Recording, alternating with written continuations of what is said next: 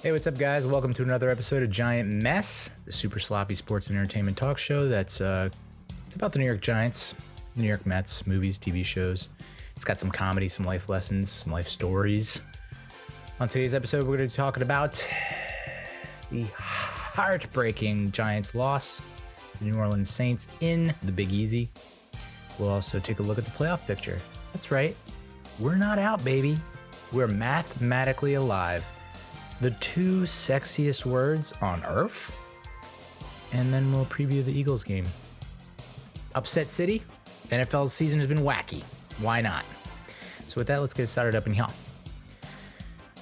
Oh boy. If you listened to last week's episode, the Saints preview, I thought Vegas had the line at like Saints -6. And I was like, oh my God, put all your money on the Giants, not only to cover, but to win. And I apologize to the millions of dollars that I lost, the bettors that listen to this show. That's on me. I take full responsibility. Put it on my tab. Yeah, I did not think we would come out and lay an egg like this. And especially in that second half. I cannot believe the lack of effort that we put on display in the second half. I mean, we essentially gave up with almost half the fourth quarter to play. Yeah, you're down by multiple scores, but Jesus Christ, like your playoff lives are on the line. And so that's why when you hear the sound bites and you hear these players and these coaches talk, especially when we were like, what, 2-8? When we were 2-8, we got all this talk from Dexter Lawrence, Saquon Barkley, Brian Dable, Wink Martindale. We got all this talk across the board that, hey, we're in a bad spot, but we're going to play our best football in November and December. That's when it counts the most. It's not how you start, it's how you finish. And a lot of the Giants fan base was like, this is a load of shit. But if that were the case, and they really did believe that, and they thought they had a chance, what the fuck was that on Sunday? Like, what was that effort? I just blown away that you could come out and look that soft, that timid, that scared, that just like lost, confused. I mean, it was a playoff game essentially. And, you know, even though we have a less than a 1% chance of making the playoffs right now, and we need a lot to fall into place for us to make the playoffs, which I'll get into. Yes, I will get into that because I am a fanatic and I have lost my mind when it comes to this football team. And I still believe. If you believe it, you can achieve it, right? But what was that? What the fuck was that? Now, I underestimated the Saints' defense, which I can't believe I did, because every time I talked about the Saints this year, I sang their praises up and down, and then I previewed it and I was like, they've lost it. They've lost their edge. Their defense can only do so much. Their offense can't, the defense can't make up for a poor offense. Their offense is average, is underperforming, underachieving. Our defense is on a hot one right now, and we're going to shut them down. And ultimately our offense is going to pull something out of their sleeve, like they did against Green Bay. It's right next to Green Bay. Not sure if you knew. So I think last week's game, it's hard to tell what's reality with this team. Was last week's the week 14 game against the Packers, was that a mirage? Was it like, oh, check out that's a pretty sweet palm tree. Look at that that water looks cool and blue. Is it just a mirage? Like, are the Packers that bad? I mean, we were talking about how hot Green Bay was going into that game. But yet we, across the board, the majority of fans, I think, thought we were going to win. Then the closer we got to game day, and I know that it happens every week, but for this one, it was like, especially like, okay, we got something going, and I think we can pull off the upset, and we did. And so I just thought that momentum was going to carry over to New Orleans. I just thought, all right, defense is going to play at a higher level. They're going to keep us in the game, and then we're going to pull away in the fourth, or we're gonna do what we did the previous week, and we're going to drive down the field and win the game. And for a half, it looked like that was the case. I mean, the first half wasn't pretty, but you come away with it down a point. I mean, it was a friggin' modern day miracle that we were able to get 6 points in that first half, considering we had we had our starting kicker pull his hamstring, and then our punter got hurt. So, it didn't look like we had our head on right. From the very first drive, like Daniel Bellinger not getting that first down, the first drive, thinking he got the first down. It was like, dude, how did you not get that first down? You catch the ball. There's not a guy within 4 yards of you. You need 2 yards or 3 yards to get the first down. How do you not just barrel forward your big, bold, beautiful ass? Like, just pull forward, dude. You can truck stick these guys. We got a roughing the punter call that extended a drive. Got lucky there. We had a roughing the passer call that we got, not roughing the passer, unnecessary roughness or something like that against Daniel Bellinger, which was not an unnecessary roughness. So very disappointing. But the fact that if you go back to my reaction to the season opening loss to the Cowboys, I didn't think we were going to win a game the way we played in that game. And I don't know that the confidence got much better after the Cardinals come from behind win. It just felt like, no, this team just ain't got it. But again, it was like, okay, maybe it's a shitty first half, great second half. I mean, and we talked about all the injuries that we've seen to quarterbacks and how it's altered seasons, and how maybe we're just another team with another like up and coming backup quarterback that no one saw being a good performer. You look at Joe Flacco in Cleveland. You look at Jake Browning in Cincinnati. You look at, a bunch of teams had their stars go down, and they've had guys come in as backups, third stringers, and win games. So it's like, why not us? That was essentially the thinking. And we, well, I guess we'll just get into it. I mean, honestly, I think we got outcoached in this game. I think they came in with a really shitty game plan to begin with, and it only got worse. I don't think they did any adjustments at halftime, obviously, because we came on the second half flat, and we just looked lifeless. We didn't have Evan Neal, like that fucking matters. I mean, I really did think our offensive line had turned things around. It's like, all right, we have the same 5 guys starting for the 4th consecutive game or something like that. We're 3-0 with these guys. So like, these are our guys. Let's ride with them. So I didn't give a shit that Evan Neal was not going to play. Dexter Lawrence was a little dinged up. I didn't realize Justin Pugh had a calf issue, and I think that ultimately really affected his play. Darren Waller looked pretty good. I don't know his snap count, but it felt like he was almost never on the field. It's like, if we're playing for our playoff lives, and why is your number one receiving target, you could argue Saquon is that, but why is your number one receiving target not on the field? You have him on a pitch count? Like, there are no pitch counts anymore. Fuck pitch counts. Like, we're playing for our playoff lives. So that's why I don't think when they say we got playoffs hopes, we have playoff aspirations, we're still in it, we still think we can make the playoffs, you're fucking lying to us, because you just certainly didn't coach like it and you didn't play like it. So I don't know.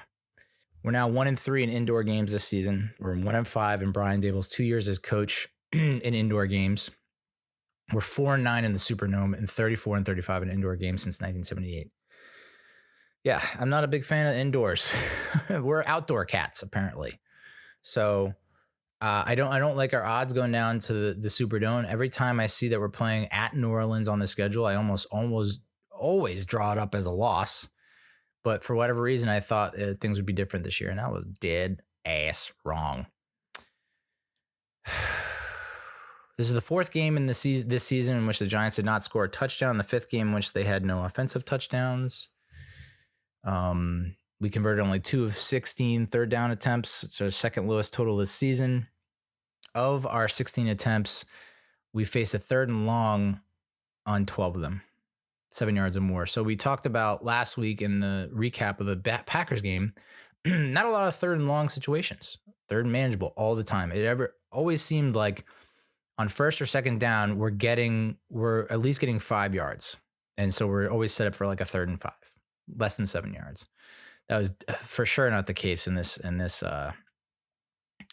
And that's because, I didn't realize this. The Saints defense had the league's 9th best 3rd down defense heading into the game.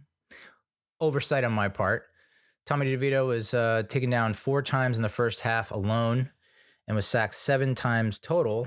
He's the first Giants quarterback with 3 consecutive games of 20-plus attempts and 100-plus passer rating since Eli Manning in 2014.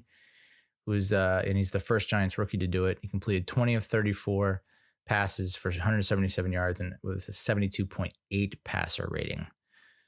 So, Step back for Tommy D.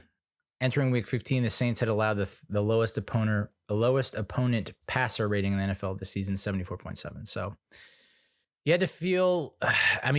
I don't know that a lot of people were thinking that Tommy DeVito was going to come out and do what he did last game, but I didn't think he would regress that much, where it felt like every time he's dropping back, he's holding onto the ball way too long. And then when the pocket is basically like there's no air in the pocket, he tries to scramble, puts his head down, and it's like, no, you're not going anywhere, dude. The time to scramble was a second to go when you actually had a semblance of a pocket.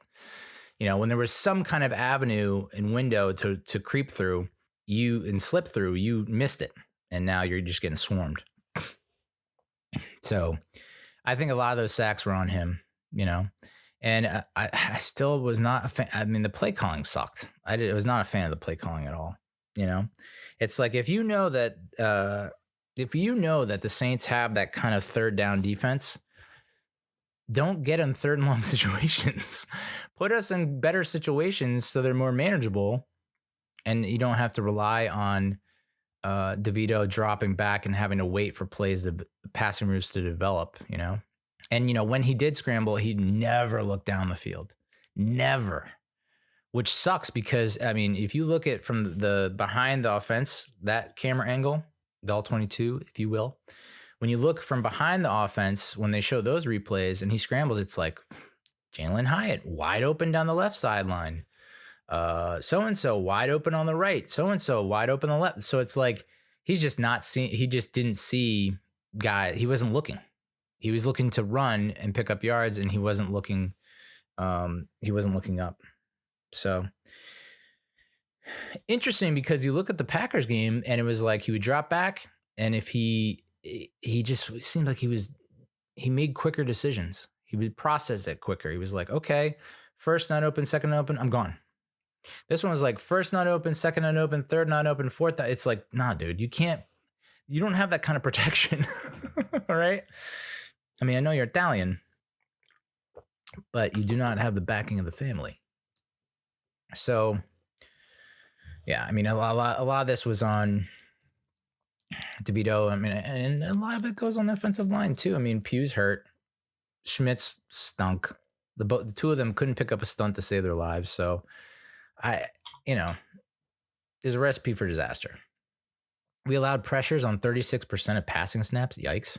Saquon Barkley just couldn't do anything. He had that one sick catch where DeVito was scrambling to the right, and Barkley went up and caught it, had to turn and catch it. I want to say almost one-handed, but it was like right by the sideline, one of the better catches I've seen him ever make. And that was about the only highlight for him. 8 yards on 6 carries heading into the half, 14 yards on 9 carries for the game. He did eclipse 1,000 scrimmage yards for the 4th time in his 6-year career. So kudos to him on that. But like I said, they just really gave up. Barkley was nowhere to be found for most of the 4th quarter, I felt like. And it's like, this is the time where he needs to shine, you know?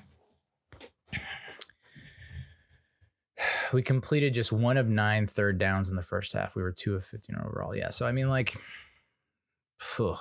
And the drop passes didn't help things either, man.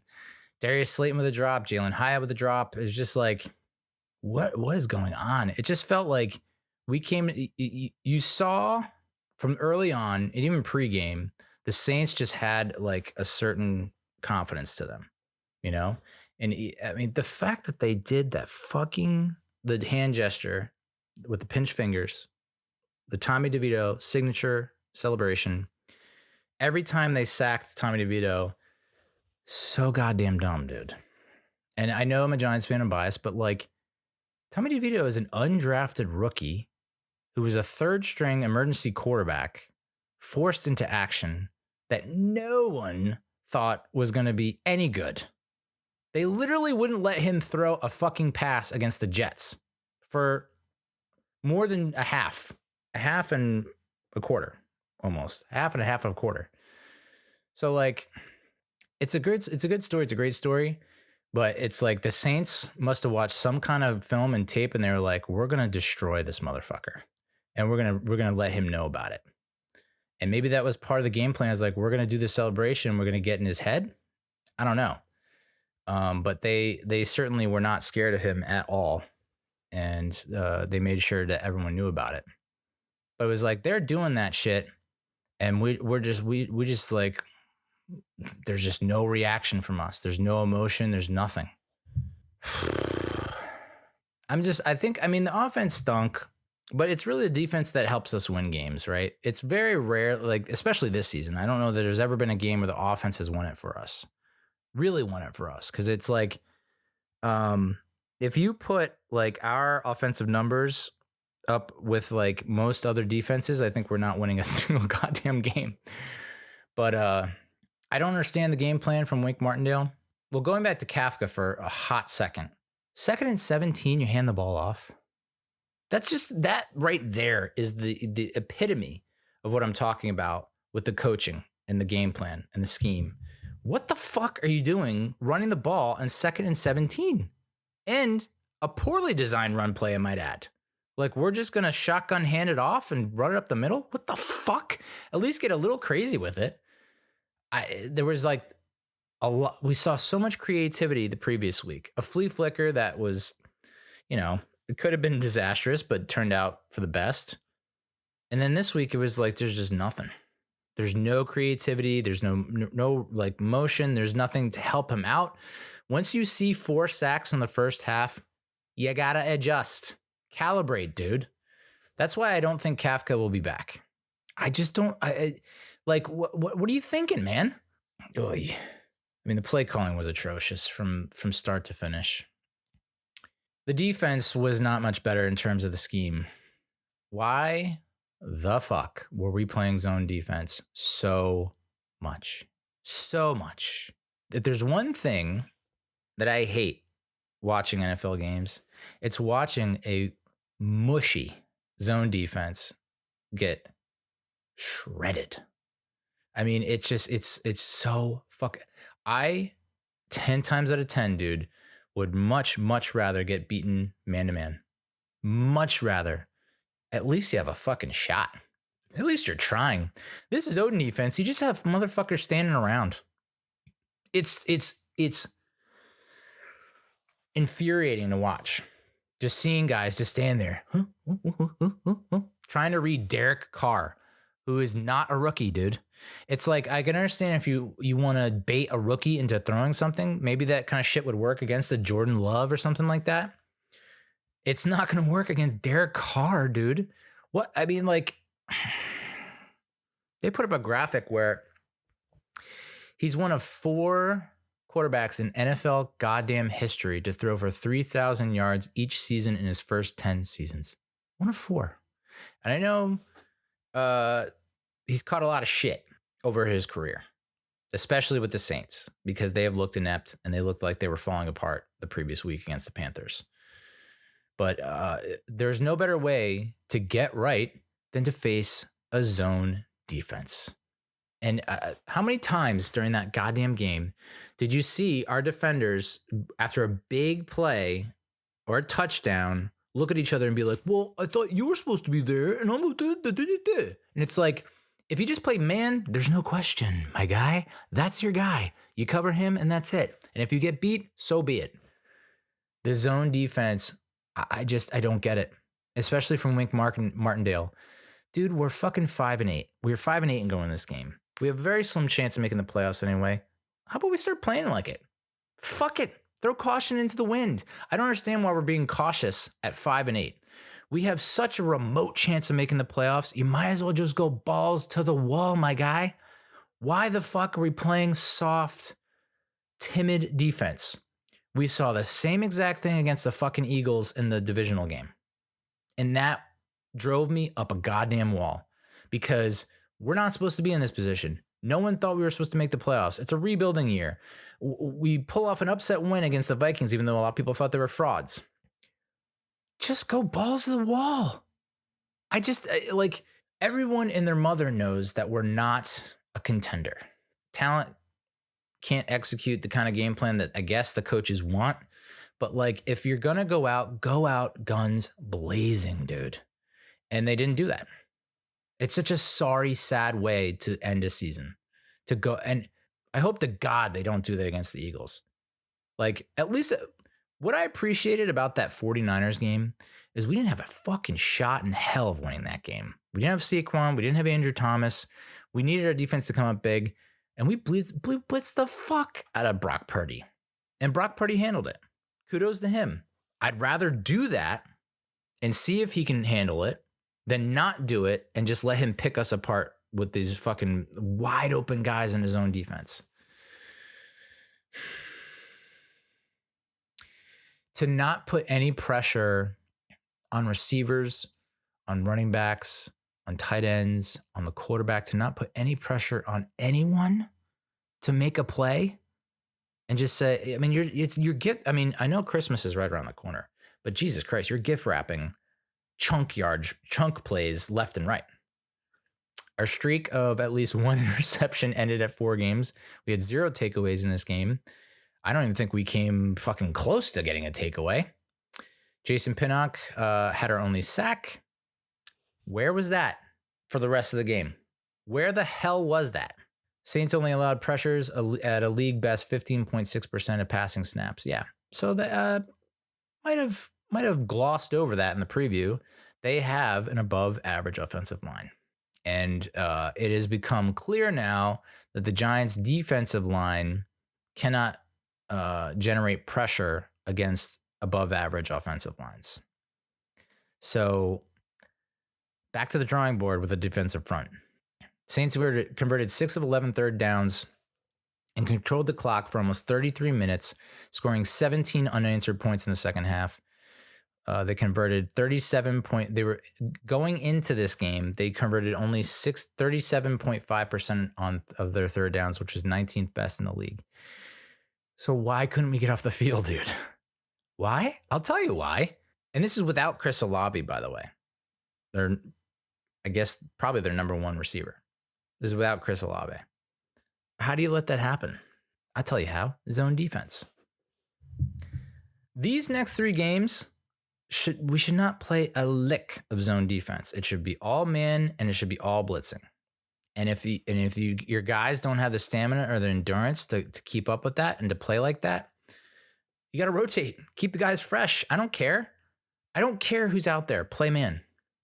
I would much rather get beat that way than to see. It is, as a fan, it is so like awful and just like demoralizing to see a guy score a wide open touchdown in the end zone and have 2 guys standing 5 yards away each, just looking at each other. But like, you remember when we said, like, I thought if he's on that side, it's like, no, dude, just that's your guy. Cover him.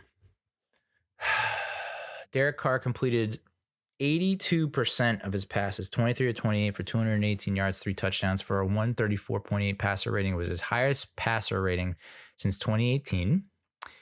It's the highest completion percentage, 82%, by Giants opponents since Baker Mayfield, completed 84.3. on December 2020. So there's something about these mid to late December games that it's just like right before Christmas. It's like, I don't know, guys. I guess they have like they haven't got their shopping done, and they're thinking, I forgot to get this for grandmama. We allowed 90 rushing yards from their running backs. So yeah, and Adoree Jackson can get the hell off this team. I cannot wait for this guy to get off our team. I'm not going to use hyperbole and exaggerate and say like he's one of the worst free agent signings we ever had. There have been far worse.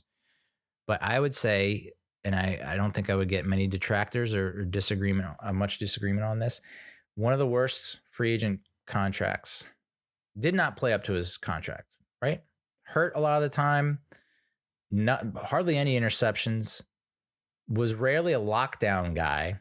And this season especially, it's just, I don't know if he's lost a step or what, but it's like, I mean, they moved him into the fucking slot and started a 6th-round draft pick over him to start the season. By the way, what the fuck happened to Trey Hawkins? Isn't that banana land? This guy in training camp was like the gem, the dark horse. Like this guy, I've never seen anything like this, where it's like no one was expecting him as a 6th-round draft pick to crack the starting lineup or to get much playing time. And this motherfucker was the starting CB2 on the outside. He started 3 games. And since then, I mean, like, I don't know. I don't know what the snap count is on this, but like, just nothing. Hardly anything. I don't know. That is fucking weird. I don't think I've ever seen anything like it, where it's like training camp, he's off the charts to the point where we make him a starter over Adoree Jackson. And I think he started 3 games and was benched and has not seen the field that much since then. We have Cordell Flott playing over him. We have Darnay Holmes is the alternate playing over him. Woof, dude. So that to me is an indictment on the coaching staff, is it not? It also makes the training camp look I've said this a million times. Training camp is pointless. It's useless. Like anything you see in training camp is like, just don't believe it. And if you fall for it next training camp and next season, that's on you. I am now of the camp that training camp means means nothing. Fucking defense. If we come out against the Eagles and play zone defense, I'm turning off the goddamn TV. I just cannot be subjected to that again. And everyone on Twitter is saying it. Play man and blitz. Play man and blitz. We obviously don't have the capacity to play zone effectively. And why we're playing against Derek Carr in the first place is fucking banana land. All right, on his special teams, Fat Randy pulled his hammy. He did hit a 56-yard field goal with 5 minutes into the game. It was the second longest of his 216 career field goals. They put up a graphic right before he kicked that. First of all, he looks like he was going to shit his pants again, like he did against the Packers. Same thing. They cut to him, zoom in close up, and he looks so goddamn worried, which is just not great for confidence. It's basically a coin flip with him on field goal attempts of 50 yards or more. He was 14 of 28 heading into that attempt. So I thought he was going to shank it. Turns out he hits it. His previous career high is 57 yards. So he just missed that. Was the Giants' first long distance field goal since Graham Gano's 51-yarder at Miami on October 8th. So you'd have to think that has played a part. I think it hasn't. Has it killed us in any of our games? I mean, the 3 games we won, I guess no. I don't know.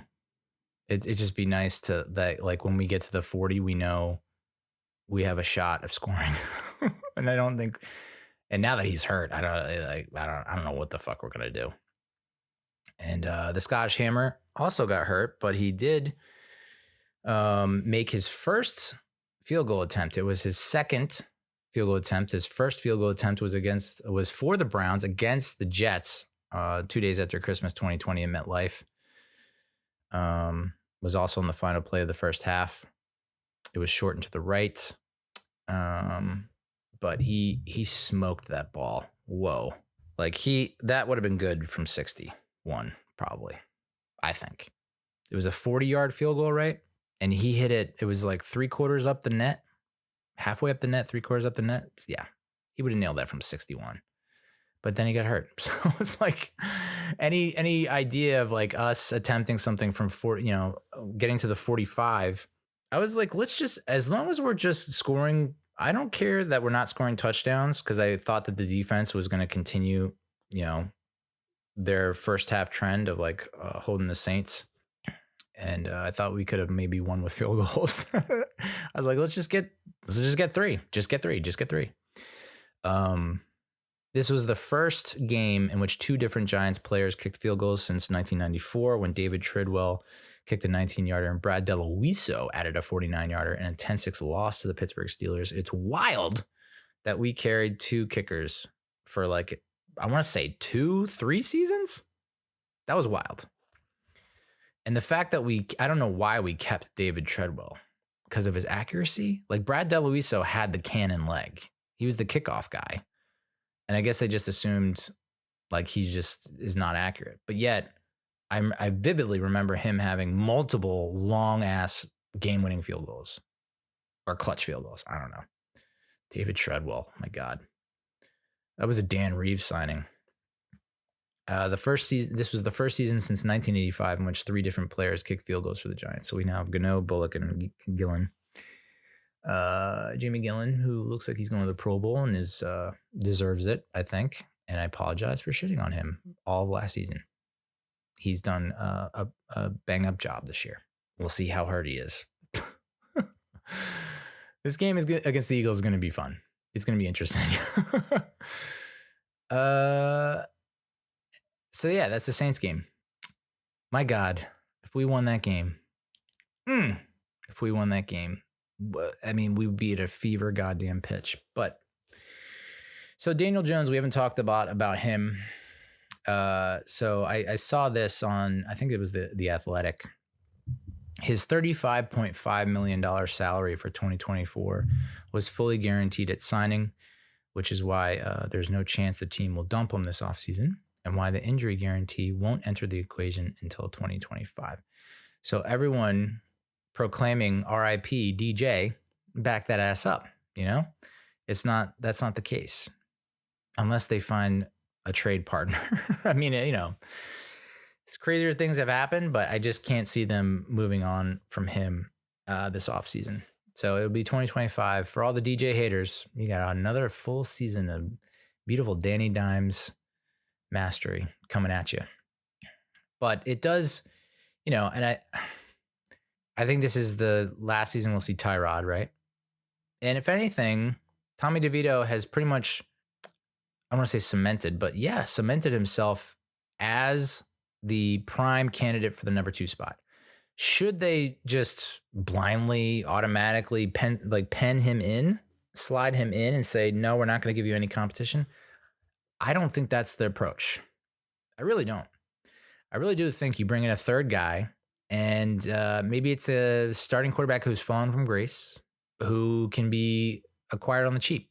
I'm not saying Marcus Mariota, please not Marcus Mariota, but someone along those lines. A Case Keenum, a guy that, a Nick Mullins, like a guy that has won big games as a starter, is efficient as a backup.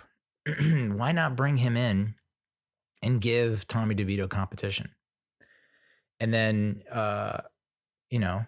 maybe you can trade him for 7th round, just something. Because I don't think you can just roll into next season with just Daniel Jones and Tommy DeVito and call it a day. So I mentioned that we're mathematically alive. We are not completely eliminated from playoff contention. The New York Football Giants are still in the hunt. They're still in the playoff picture for the NFC. Yeah, a lot of people think this season's over, and I get it. But that's not fun. And I like to be fun. And I want this season to be fun because it's been such a goddamn depressing shit show for so long. The fact that we have any kind of life and chance at the playoffs is just, we need to embrace that shit. Like the fact that we were talking about, if we beat the Saints, we're now like, we're almost like, we're about to get the 7 seed. That's incredible considering where we started and where we came from. So I'm going to continue to hold on to that until they tell me to, please, sir, let go. This is a Denny's.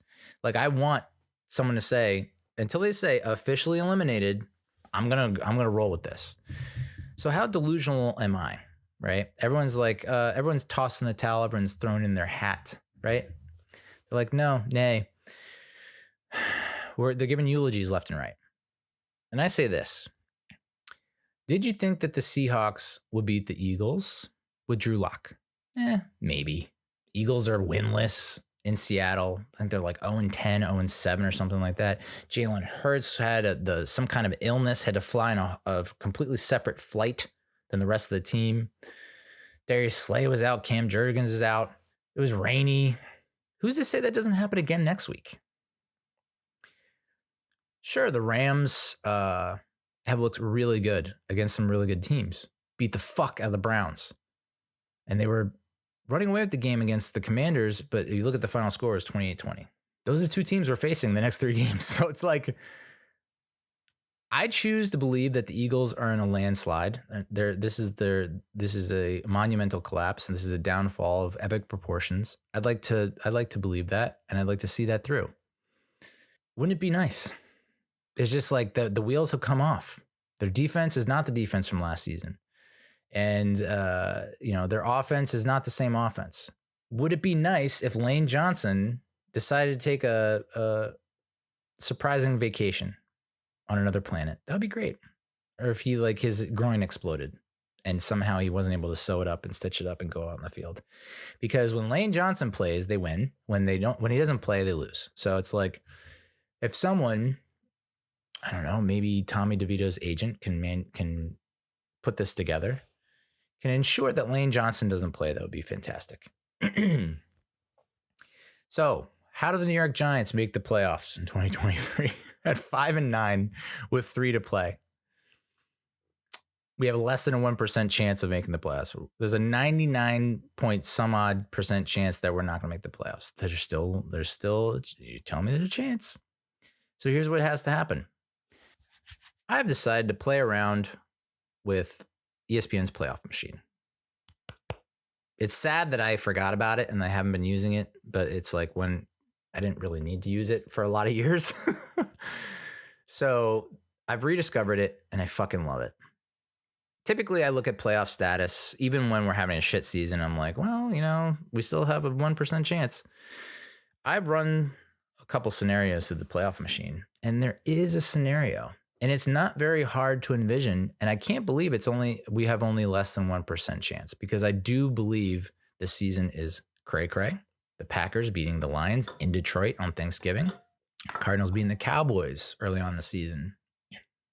There's a lot of fucking weird shit going on. The Bears should have beat the Browns. Freaking Mooney just needs to hold on to the ball on the Hail Mary, and that's a Bears upset win. So why wouldn't you just say, fuck it? Yeah, we're going to win. Here's how we do it. Here's how we make that postseason. Here's how we do the unthinkable, the impossible, if you will. We run the table. We beat the Eagles in Philly on Christmas Day, place where we don't usually win. Merry Christmas. Merry Christmas, y'all. We beat the Rams on our home turf in the new year. Hey, new year, new you. It's New Year's Eve. Sorry. But what better way to welcome in the new year than an upset win against the Rams? Have we had luck against the Rams? No, we have not in recent history. We got smoked in 2017. And I don't think we're going to fare much better against Cooper Kupp and Matthew Stafford in that offense. But it's a long season. People get hurt. Things happen. So we beat the Eagles on Christmas Day. We beat the Rams on New Year's Eve. And then we face the Eagles on our home turf. Dear God, if we go 2-0 in the next 2 games, we're now 7-9 with a chance of making the playoffs against a division rival on our home turf, reminiscent of the 2002 season finale, where we win and we're in. We win, and I think we're in, but we need a lot of help. So what do we need? What do we need to happen from the rest of the NFC, the rest of the conference. Well, in week 16, it would be very nice if the Rams beat the Saints, which is that far-fetched? No. We do need the Titans to beat the Seahawks. Now, I'll say this. I think a lot of people would say, Eagles fans mostly, the Giants are going to be our get-right game. We're in a free fall, right? Wheels are coming off. We're going to go. We're going to have, we are dominant at home, and it'll be nice to get a nice pounding of our division rival, NFC East division rival, on our home turf and get right. For the Seahawks, coming off a monumental win, yes, this could springboard them into the next level, and they could get the 6th or the 7th seed and just run the table. They got to feel good about their chances with Drew Lock, right? And the defense is playing pretty well. But this is a trap game. And the Titans, even though they probably don't have Will Levis, are a weird squad where it's like they come out and they can beat a good team. They can come out and lose to a bad team. Divisional games are always a wild time. Like the fact that they lost to Houston is without CJ Stroud, crazy. But again, Case Keenum, proven quarterback who can come in and win you games. So would you be that shocked if the Titans upset the Seahawks? No. And then the Lions beat the Vikings. Now, the Vikings I've underestimated drastically, and I think a lot of the league has. I would have thought for sure that they would have been out of playoff contention by now, just because I didn't see Nick Mullins as a guy that could carry them. But that defense is legit, and Nick Mullins pretty good. Probably could have beat the Bengals in Cincinnati against that tough Bengals defense and Jake Browning, who is just like taking off. Lions can beat the Vikings, sure. Vikings then in week 17. Vikings need to beat the Packers. Bucks need to beat the Saints. Packers are losing their marbles, right? They just got beat by Baker Mayfield. Baker Mayfield, the first quarterback in Lambeau history, Green Bay Packers history, to have a perfect passer rating in Lambeau. Whoa, dude. And, you know, I know people have knocked Baker Mayfield, and Giants fans do not have a soft spot in our hearts for Baker Mayfield after his DJ comments, but that's some impressive shit. So do I think Nick Mullins can go and beat Green Bay? Yeah. Then we need the Bucks to beat the Saints. You're telling me the Bucks go into Green Bay, beat the Packers. They can't beat the Saints? Then week 18, we need the Cardinals to beat the Seahawks. I don't think that's that crazy. I mean, the Seahawks are a wildly inconsistent team, in my opinion. And sure, this could be them getting hot, and maybe this is like a December to remember for them. But the Cardinals are also spoilers. They have beaten or have stayed competitive with a lot of good teams, play a lot of interesting close games. So that is not out of the realm of possibilities that the Cardinals can't beat the Seahawks or can beat the Seahawks. Lions beat the Vikings again. I think the Lions have probably righted the ship. They played a very good Broncos team in Detroit and ran roughshod on the defense. You know, the Broncos defense has really stepped up and is really the reason why they've been winning so many games. So maybe that was the get right game for the Lions. And, you know, Dan Campbell was pretty miffed after the previous week's loss and said he was gonna light a fire, and I think he did, and I think so now it looks like they're on the up and up. So I think it's a close game, but I think the Lions can sweep the Vikings. They take the division. The Niners beat the Rams, right?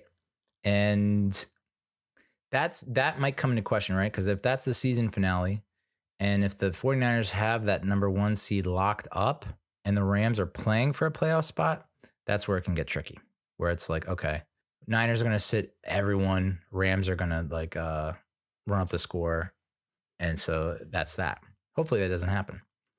And then the Bears beat the Packers. All that happens. Now, did I say anything that was that outlandish? It's not like we're asking the Panthers to beat anyone, which, I mean, they just beat the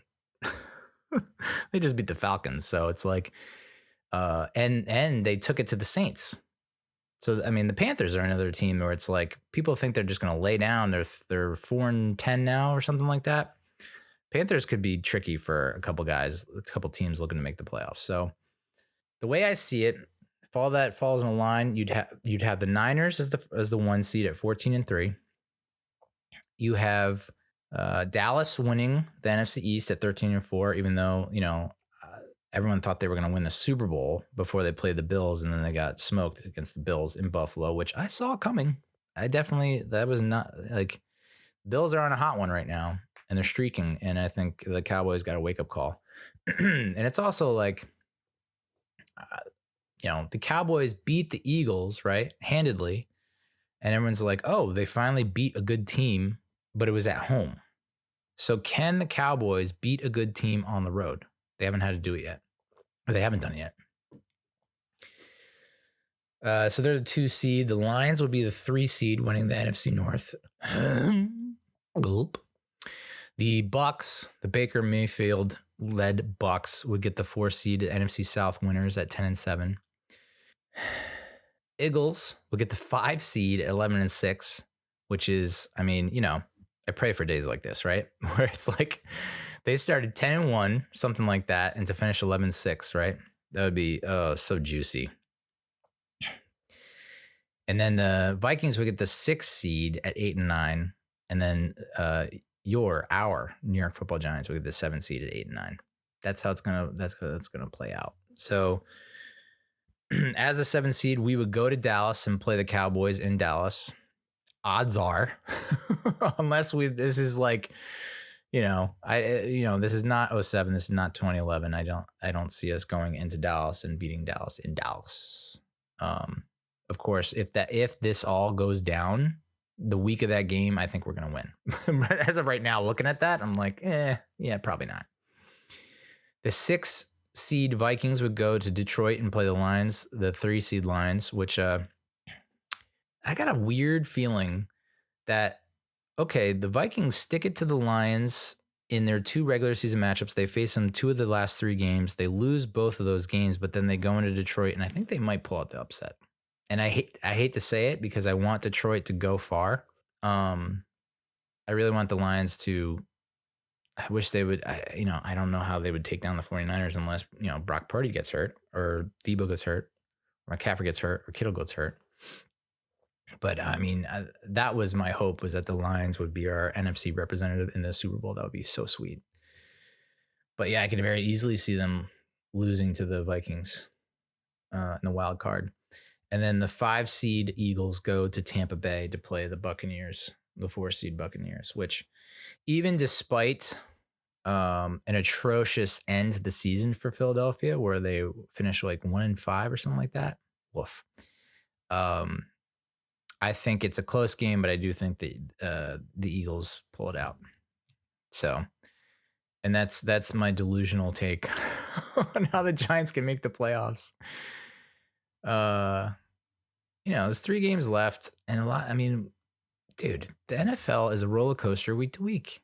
Anyone who can predict, like, no one's predicted a lot of the shit's happening. You think people thought that Joe Flacco was going to come back and lead the Browns and be playing out of his mind for the Browns and leading them, leading the charge there? Like, was not on the roster not on a NFL roster for 3 months. So, yeah, that's how I see it. So Chicago would finish 8-9 in this scenario. Chicago finishes 8-9, which is pretty respectable. The Rams are 8-9, the Seahawks are 8-9, and the Saints would be 8-9. So I kind of looked into the tiebreakers because I'm like, how the hell? Because I always thought it was head to head, and it was like, well, we didn't play. We lost the Seahawks, but we beat the Rams, and we lost the Saints, and we didn't face the Bears. So my guess is that we would have a better conference record, because as of right now, we have 4 conference wins. And if we run the table, that's 3 more NFC teams. So the Rams, we would leapfrog, we would get the head-to-head on them. And we'd also own the head-to-head on Philadelphia, even though that's not a tiebreaker. But we would finish up with 7 conference wins, which I guess would be more than the Rams, Saints, and Bears. That's my guess. That's the only thing I can think of. So that's the delusional playoff picture. Yeah, I can see it in my mind's eye. Let's preview the Giants-Eagles game. It's this is on Monday night, Christmas night. Not Monday night, Christmas afternoon, 4:30. So by the time you should have opened all your gifts, and hopefully you are drowning in eggnog, because I think that's the only way to watch this game is to be submerged in the nog or Christmas beers, heavy Christmas beers. It's at the Linc. Eagles are favored by 10.5 goddamn points, and the over-under is 43.5. I want to say take the under. If it is the over, it's the Eagles are putting a whooping on us. But if it's close, I think that it's the under. So it's like, man up. Giants defense, man up. Giants offense, survive. That's all you need to do is survive.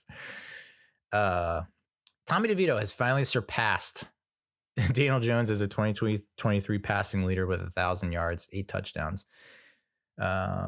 Jalen Hurts, obviously the Eagles leader in passing, 3,300 yards, 19 touchdowns. A.J. Brown has more than 1,300 yards on 95 catches, 7 tutties.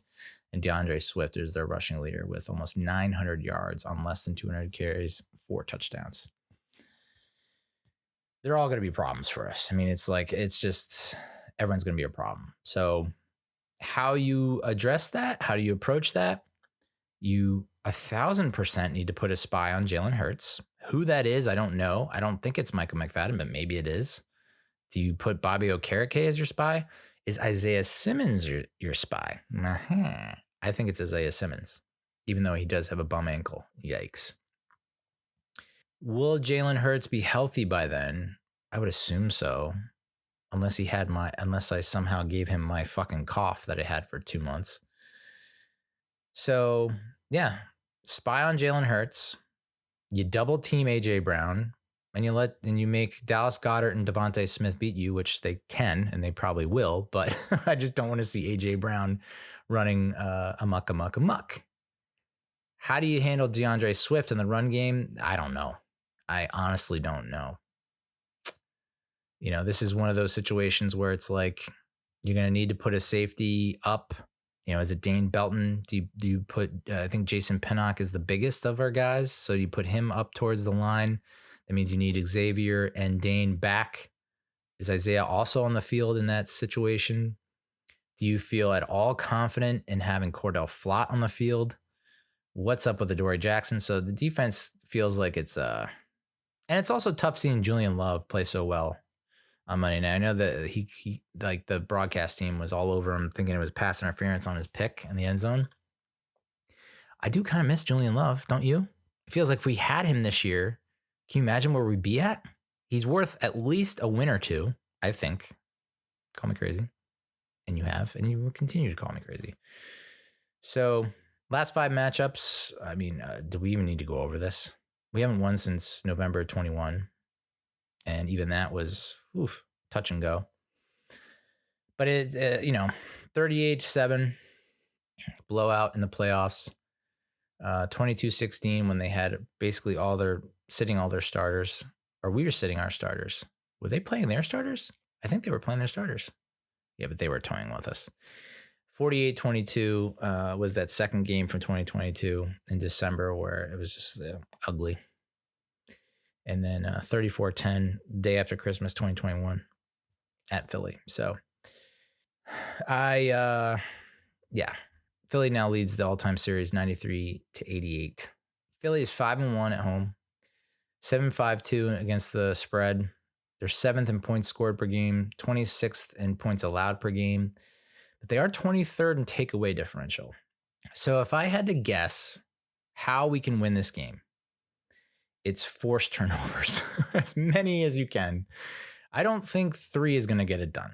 You need to have at least 4 turnovers for this to be a contest, for this to be competitive. So do I think Jalen Hurts throws a pick or 2? Maybe. I could see him throwing a pick. Do I see anyone fumbling on Philadelphia? You kind of saw it against the Cowboys. I think Devontae Smith had the ball punched out. I think A.J. Brown might have had the ball punched out. So it's like, let's just fucking throw dukes at these guys. Just absolutely just throw haymakers at the pigskin. And they're 28th in passing yards allowed per game. So here's where I'm at. On the game-winning drive against the Packers, Daboll says to DeVito, let it rip. Rip that son of a bitch. Why didn't he say that against the Saints? And if he did say that, why didn't DeVito do it? And I tweeted this. I would much rather, for the rest of the season, not see DeVito play it safe at all. Let it rip, dude. Let it friggin' rip. Just throw the ball. You've already seen him throw passes that I don't think Daniel Jones would throw. You know, he throws the fleet flicker. It's like, I don't know that a lot of people, quarterbacks would throw that, but he threw it and completed it. He throws the ball to Saquon when he's pretty much covered. He throws the ball to XYZ when they're covered. He's throwing the ball when there's not a ton of separation, and I fucking love it. Just throw the ball. Especially if the D-back has his back to you. If the D-back has his back to you, throw the ball. So we're going to have to throw the ball to win, because I don't think we're going to be able to run the ball. They're 8th in rushing yards allowed per game. Or sorry, they're 7th in rushing yards allowed per game. So, and that means to me, it's like, throw the ball to Saquon. Just throw the ball. And none of this like screen, we stink at screens. And the swing passes are, I feel like, a cop out, right? Get him up the field and juking and making moves. And it doesn't have to be that deep. Under 5 yards. Get him the ball on the run, on the fly. He's getting you another 5 yards. This is what I don't understand about Kafka and the game plan. It's like, when I see these stats, just these stats alone, it says to me, okay, we have a chance if we throw the ball. How are we going to win if we throw the ball? Okay, well, Darren Waller, that is a mismatch. Are we going to put him on a fucking snap count, a pitch count again? We probably shouldn't. It's like, dude, it's now or never. Everything's a playoff game. You need to play every friggin' down, and we're gonna force feed you the friggin' ball until they and if they are doubling you, that means someone else is open. Like, literally, the game plan has to be Waller, Barkley,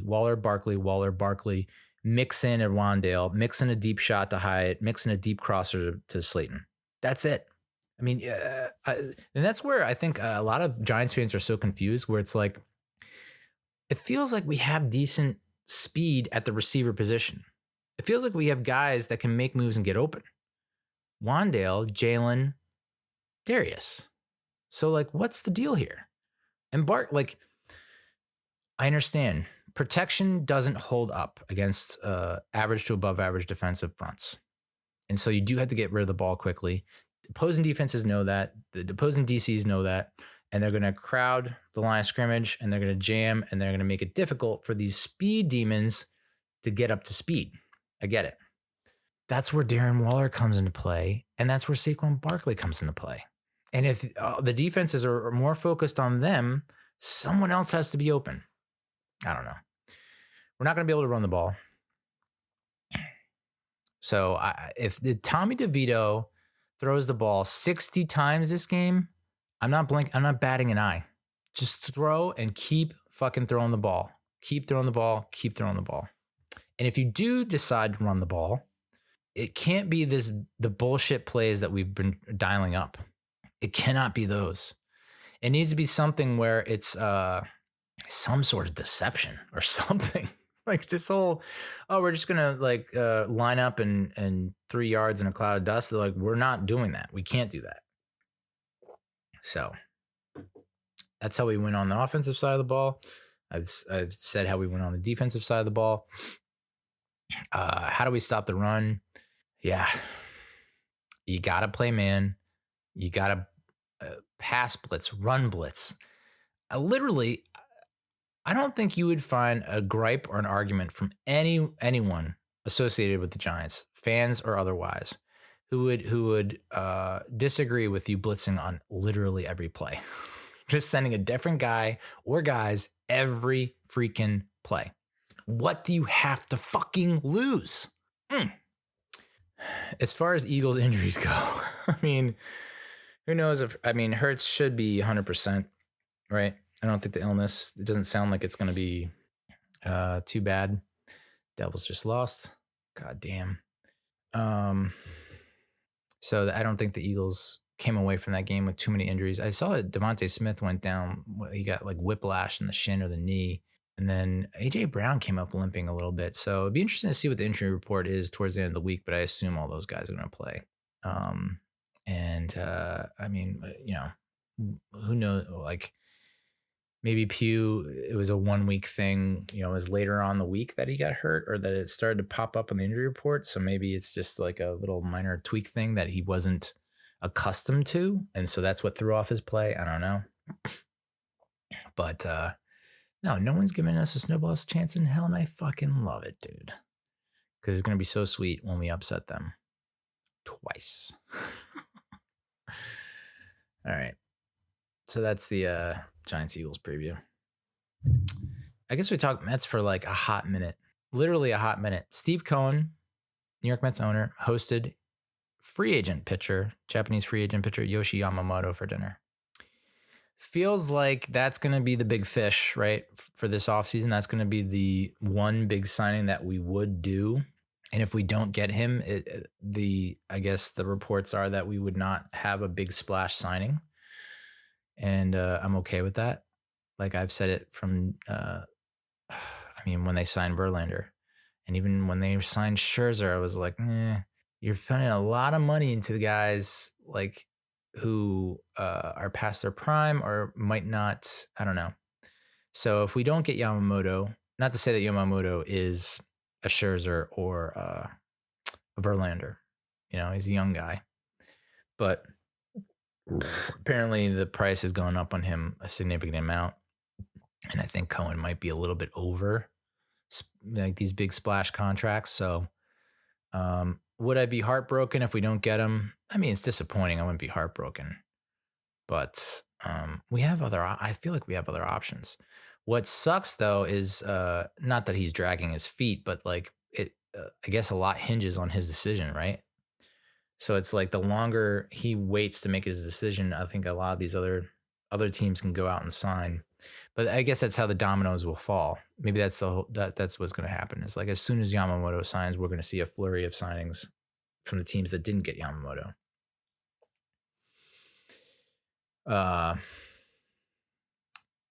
So, and that's the other thing. Like, if we do sign Yamamoto, are you gonna who else are you gonna sign?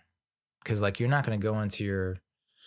I mean, we would then have Kodai Senga, Yamamoto, Severino.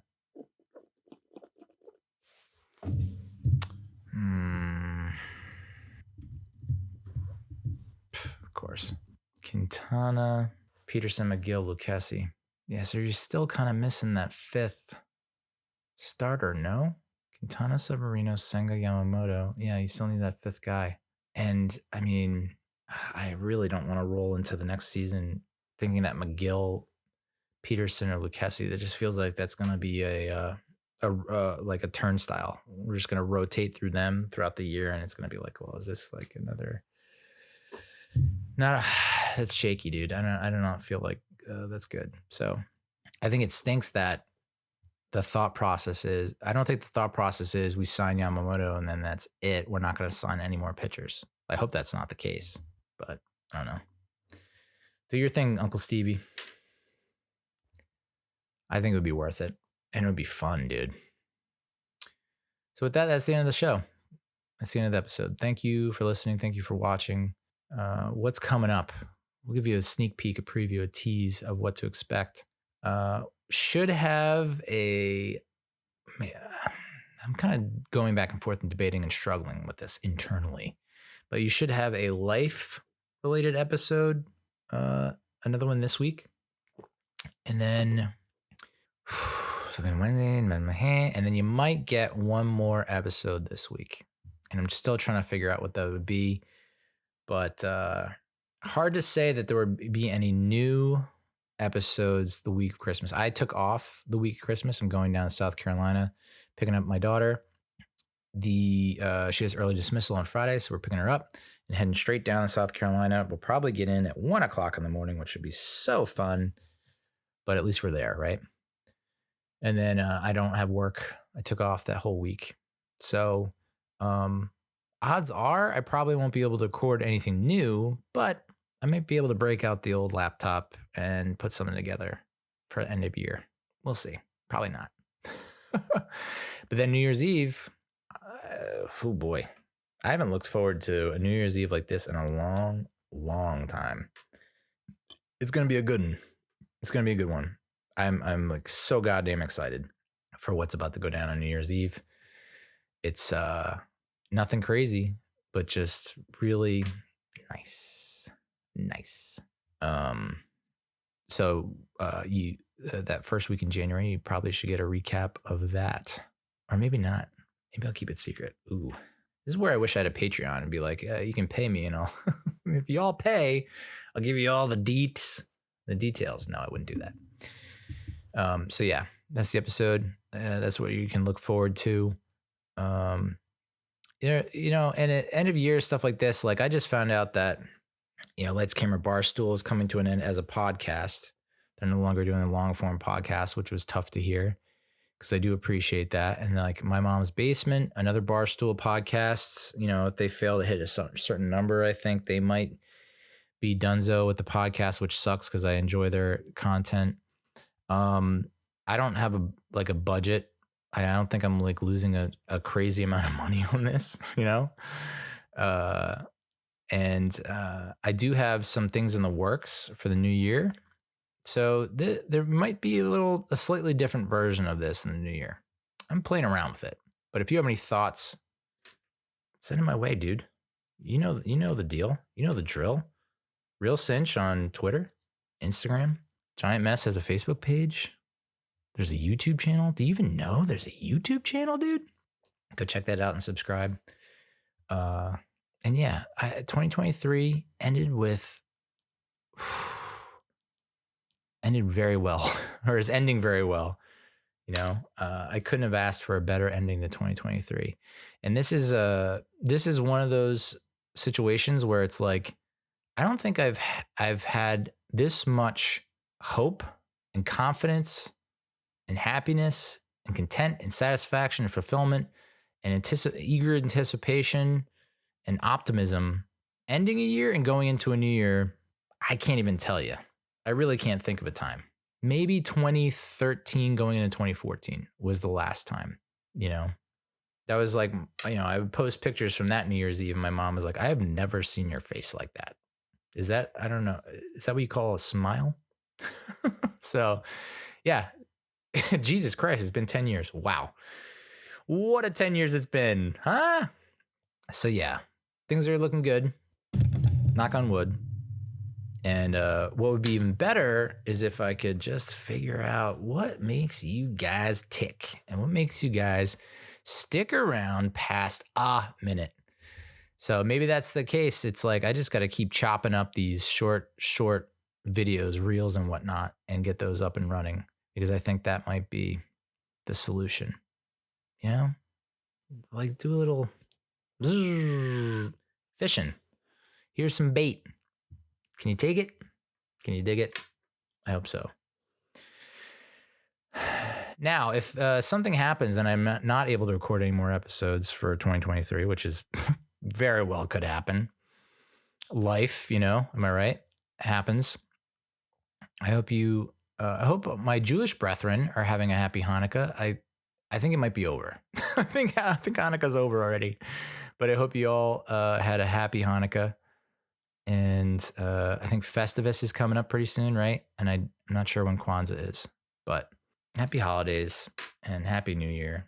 And I'll probably say the same thing in the next episode. But here's one thing that I'll definitely say every episode, and I mean it from the bottom of my heart. Adios, muchachos.